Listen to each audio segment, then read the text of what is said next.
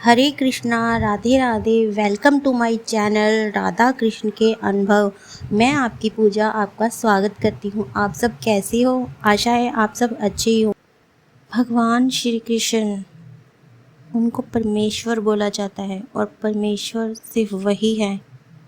परमेश्वर का अर्थ होता है परम ऐश्वर्य का मालिक।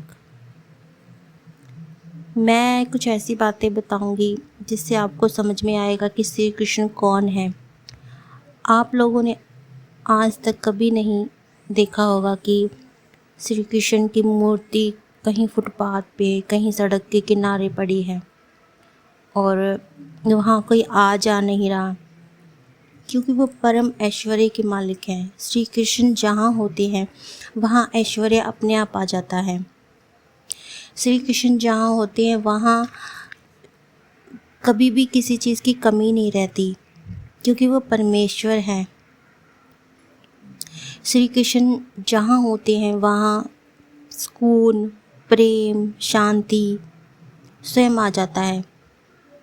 हम दूसरे तरीके से समझते हैं, जैसे अगर मैं हिंदू परिवार में जन्म लेती या चाहे किसी भी धर्म की होती और अगर मैं गीता पढ़ती तो मैं यही कहती कि परमेश्वर एक ही है और वो मेरे परम पिता परमेश्वर मेरे कृष्णा है।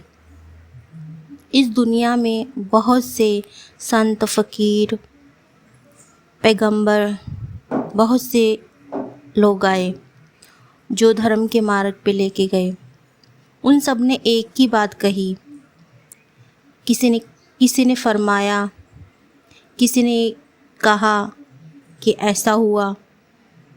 साईं आए, साईं ने कहा सबका मालिक एक है। जीसस आए, जीसस ने कहा माय गॉड सेज। और मेरे पिता ने कहा है, जबकि उनके अंतिम शब्द ये थे कि जब उन्हें सूली पे लटकाया जा रहा था तब उन्होंने यही कहा कि पिता इन्हें माफ़ कीजिए, इन्हें नहीं पता कि ये क्या कर रहे हैं। अकेले श्री कृष्ण आए जिन्होंने ये कहा कि मैं ही परम पिता परमेश्वर हूँ, मैं ही ईश्वर हूँ। स्वयं अपने मुख से कहा कि मैं ईश्वर हूँ, ये सारा ब्रह्मांड मेरा है। जिनके मुख में सारी दुनिया समाई है, तीनों लोग जिनके अधीन हैं, जिनके दो पग में सारी पृथ्वी, पाताल, आकाश, ब्रह्मांड सब माप लिया था। उनकी शक्ति का अंदाज़ा हम नहीं लगा सकते कि वो क्या है। वो तीनों लोगों के मालिक परम परमेश्वर, परम ऐश्वर्य के मालिक हैं और वो स्वयं भक्त की भक्ति में के अधीन हो जाते हैं। तो आप सोच सकते हो कि वो क्या है। उनके जन्म के समय सभी देवी देवता, इंद्र, नारद, शिव जी, ब्रह्मा सब उन्हें देखने के लिए पृथ्वी पे उनके द्वार पे आए थे। उनके द्वार पे आके नतमस्तक हुए थे। तो वो क्या होंगे?